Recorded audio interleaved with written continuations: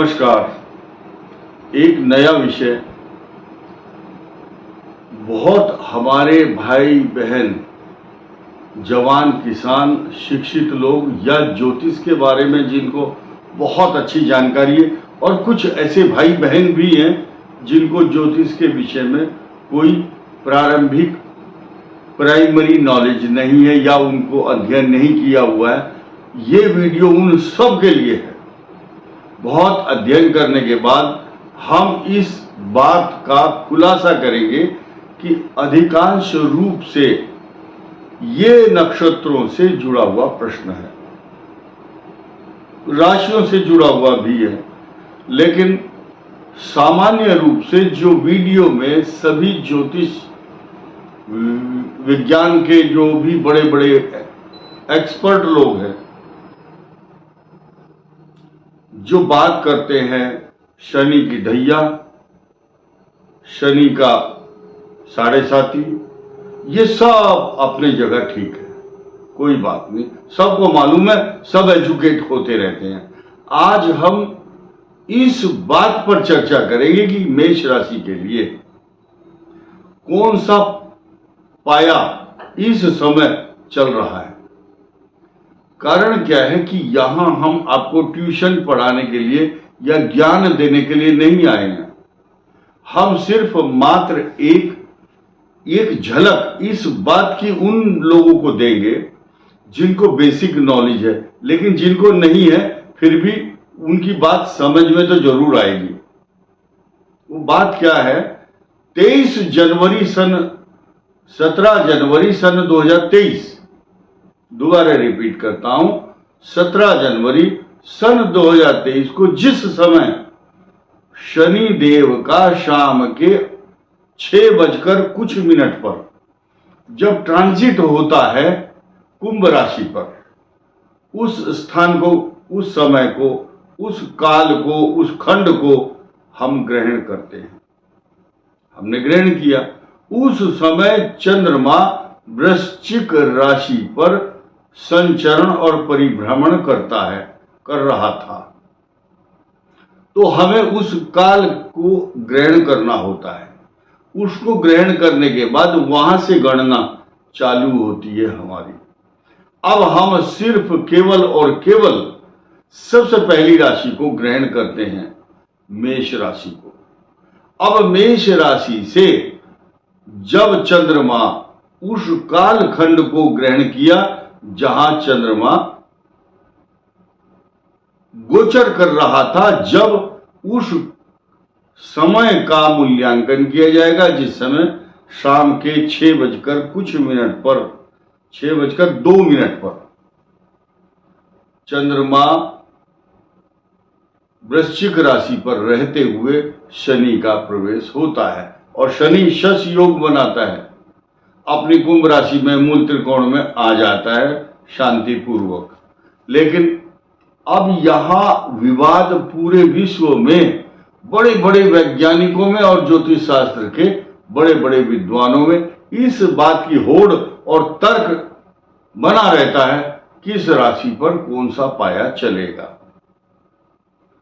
तो 4 प्रकार के पाए बताए हैं और उनका संक्रमण और संचरण और उसी हिसाब से शनि का जो पाया होता है उसके फल प्राप्त होते हैं। अब फल को अगर देखेंगे, यहां टेबल बना करके दी गई है, अलग अलग सबके नियम लिखे गए हैं। ये लोह पाया, ताम्र, स्वर्ण और रजत।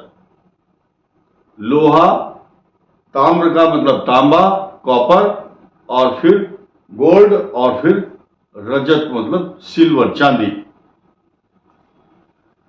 तो उस समय की काल अवधि को ग्रहण करते हुए जब वृश्चिक पर चंद्रमा परिभ्रमण करता है और शनि का प्रवेश हो जाता है, तो उस गणना को, उस कालखंड को लेकर के अब 29 मार्च 2025 तक के जो कार्यकाल है, 2.5 ईयर का शनि का जो काल है, उसको हम ग्रहण करते हैं। सबसे पहले नंबर आता है मेष राशि का।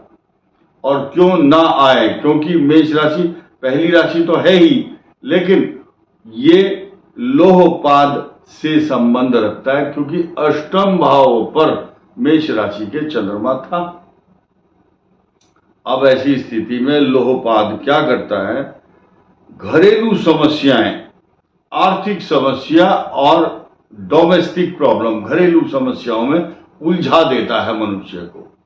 कारण क्या है कि दो तरह के बीच बीच में मैं अपना तर्क भी दूंगा, शास्त्रों का तर्क भी दूंगा। मेष राशि को सीधे सीधे दृष्टि डालता है शनि जब गोचर में आया, और साथ ही साथ द्वादश भाव में राहु भी गोचर में आया।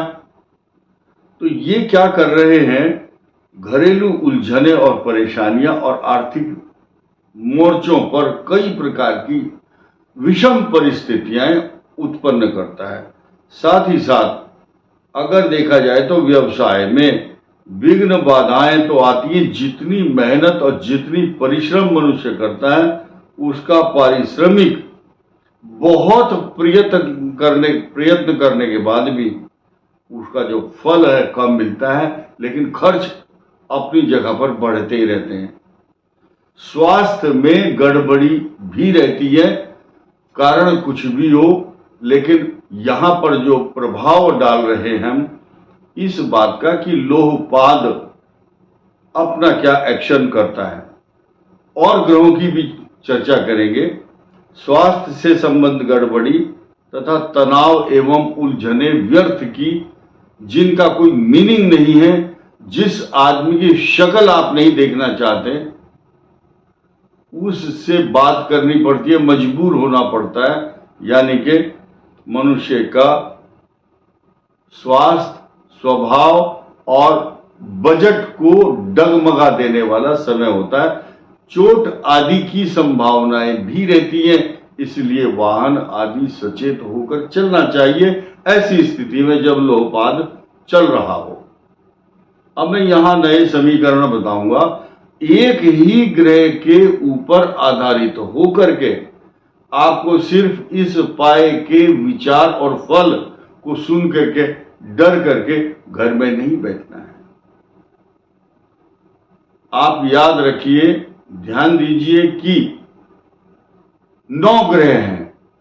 एक ग्रह के बेस पर सारा फल आधारित नहीं होता है। अब हम यहां इसका प्रतिकार या एंटीडोट, या कुछ लोग बोलते हैं कि इसका कुछ तो उपाय होगा। उपाय जब भगवान समस्या देता है तो समाधान भी देते हैं भगवान, क्योंकि 9 ग्रह हैं और इनका सीक्वेंस महादशाओं का इस प्रकार से बनाया गया कि आचंभो रा वृष बुकेशु, एक अच्छा एक खराब, एक अच्छा एक खराब। किसी का कार्यकाल बहुत बड़ा, किसी का बहुत छोटा। सीक्वेंस देखिए, 20 साल शुक्र की महादशा, उसके बाद एकदम 6 साल सूर्य, फिर थोड़ा सा आगे बढ़ा चंद्रमा की 10 वर्ष, फिर कम कर दिया 7 वर्ष मंगल, फिर बढ़ाया फिर राहु की 18 वर्ष की दशा। ये देता तो छप्पर फाड़ करके है और लेता है तो भी कष्ट देता है। लेकिन उसके बाद अगर थका हुआ या कष्ट पाया हुआ है राहु का तो 16 वर्ष फिर बृहस्पति देवता आ जाते हैं। तो नियम क्या है कि आपको एक कष्ट दे रहा है तो दूसरा राहत भी देगा। क्या? आपके धन स्थान में गोचर में भगवान ने बृहस्पति देवता को स्थापित किया और आपके ऊपर बृहस्पति की कृपा पहले भी बनी हुई थी, अब भी बन रही है। अब नया समीकरण सुनिए। पाए की चर्चा कर रहे थे हम। लोहपाद, लोहे का पाया मेष राशि के लिए बनते हुए कार्यों में रुकावटें उत्पन्न तो करता है। राहु द्वादश भाव में खर्चा भी कराता है, चोट आदि की संभावना बनती है। लेकिन बीच बीच में सूर्य और शुक्र जैसे ग्रह आपकी जरूरतों को पूर्ण भी करते हैं। हम इस बात पर चर्चा करेंगे कि और अन्य ग्रह जैसे मंगल आपके पराक्रम को बढ़ाता है। रोग आएंगे निदान बनने के लिए दूसरा ग्रह एकदम स्टैंड बाई आपके लिए उद्यत होगा कि ये मेष राशि इस समय कष्ट में है, लोहे के पाए पर है, लेकिन अन्य ग्रह भी सुविधा और सहायता और हेल्पिंग प्लेनेट आपके लिए उपचार, निदान और आपके लिए सकारात्मक भाव प्रदान करेंगे। यहां पर बृहस्पति का बहुत बड़ा रोल देखने को मिलता है, क्योंकि एक ग्रह के आधार पर लोहे के पाए को कह करके हम इसलिए पीछा नहीं छुड़ा सकते कि सिर्फ एक ही ग्रह आपके भाग्य को नहीं बदल सकता। ये बताना इसलिए आवश्यक था ताकि आपके मन पर ये बात बनी रहे कि मुझे बहुत सचेत होकर के चलना है, क्योंकि इष्ट मित्र ऐसी स्थिति में कष्ट देते हैं या नुकसान पहुंचाते हैं। इस वीडियो में इतना ही। धन्यवाद। नमस्कार।